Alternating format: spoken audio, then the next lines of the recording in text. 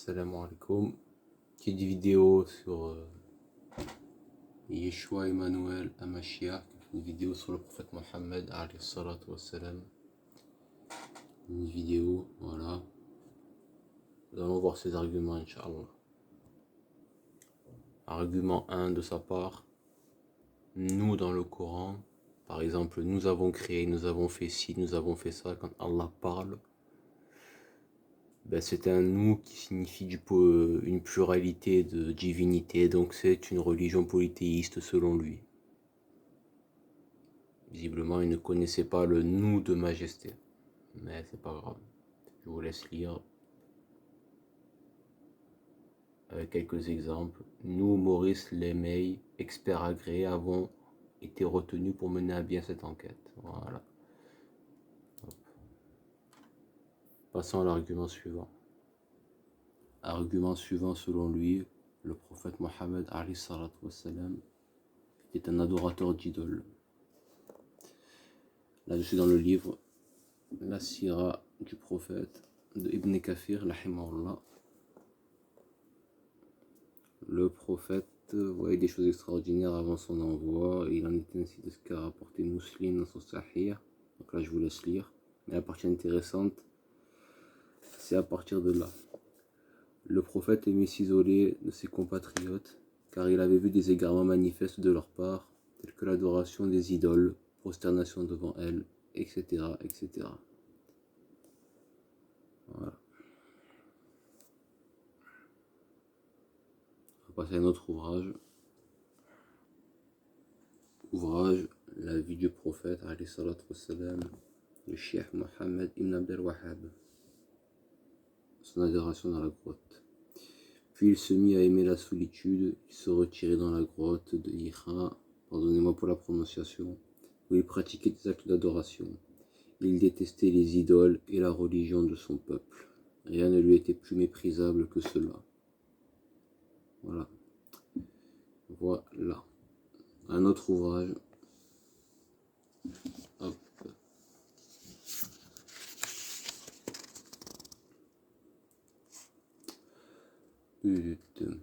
Ainsi, tout le monde avait pu y participer. Là, c'est la reconstruction de la Kaaba. Mohammed alayhi salatu wassalam est alors l'un des rares arabes de l'époque à ne rendre aucun culte aux idoles, qui se comptent à ce moment par centaines dans ce qui est alors le sanctuaire sacré de l'Arabie et le lieu de tous les pèlerinages. Mohammed s'adonne pourtant bien à la prière à sa façon dans une grotte nommée Hira sur le mont Jabal al-Nur, où il aimait se retrancher durant des semaines. Argument suivant. L'argument suivant, c'est que Mohammed priait en direction de Petra avant de prier en direction de la Kaaba. Nous sommes dans le même ouvrage. Tac. Lorsque le messager d'Allah arriva à Médine, la prière continua d'être accomplie en direction de la mosquée sacrée de Jérusalem comme le faisaient les Juifs, et ce pendant 16 mois. Le prophète souhaitait qu'Allah change la direction de la prière vers la Kaaba. Voyons dans ce livre-là. Page 509. Voilà. C'est à peu de choses près la même chose. Voilà. Vous pouvez lire, vous pouvez mettre pause et lire.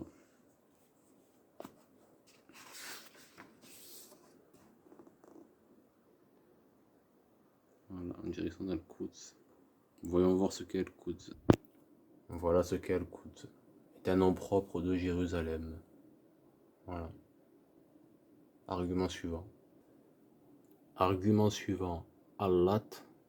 Donc Allat, la divinité qui était considérée comme une des 3 filles d'Allah dans la Kaaba, serait le féminin d'Allah. Voyons ça. Zakir Naik.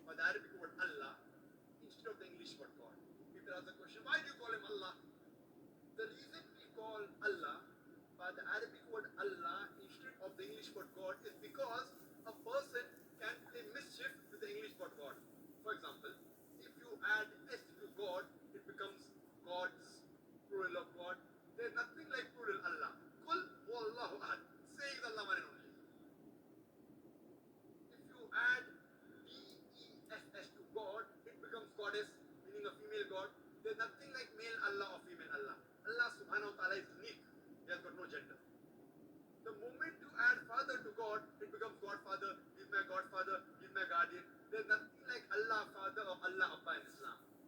If you add mother to God, it becomes godmother. There's nothing like Allah mother of Allah Ammi in Islam. Allah is a unique word. If you prefix a tin before God, it becomes tin God, meaning a fake God. There's nothing like tin Allah in Islam. That's the reason we Muslims, we prefer calling Allah by the Arabic word Allah instead of the English word God. But when the Muslims are speaking to non-Muslims who may not understand the concept of Allah, and when they use this word God instead of Allah, I've got no objection. But I would like to remind them that God is not the appropriate translation of the Arabic word Allah. But when we speak to non-Muslims and we use this word, I've got no objection. Alhamdulillah. Alhamdulillah. Donc nous avons vu qu'Allah n'a ni caractéristique masculine ou féminine. C'est un nom qui n'a pas de genre, qui n'a rien. C'est un nom unique. Argument suivant. Argument suivant, moi je pense que Hubal, c'est Allah, c'est ce que nous dit Yeshua. Parce que quand les musulmans disent Allah Akbar, on entend Bal. Alors que comme je viens de le dire, c'est Allah Akbar avec un bar, B-A-R à la fin, et non pas Bal.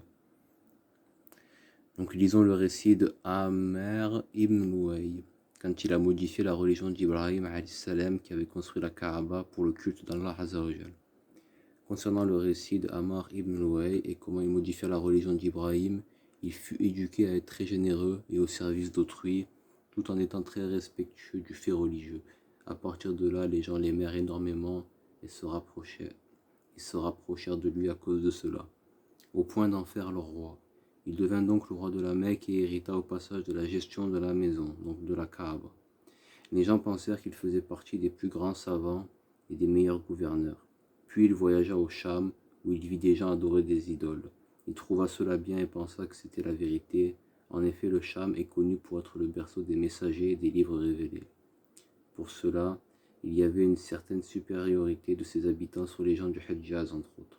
Il revint à la Mecque avec une idole nommée Hubal qu'il installa à l'intérieur de la Kaaba. Il appela alors les habitants de la Mecque à associer cette idole à Allah Azza wa Jal. Malheureusement, ils répondirent favorablement à son appel. Les habitants du Hejaz tout entiers suivirent, car ils calquaient leur religion sur celle des gens de la Mecque qui avaient le contrôle de la maison sacrée.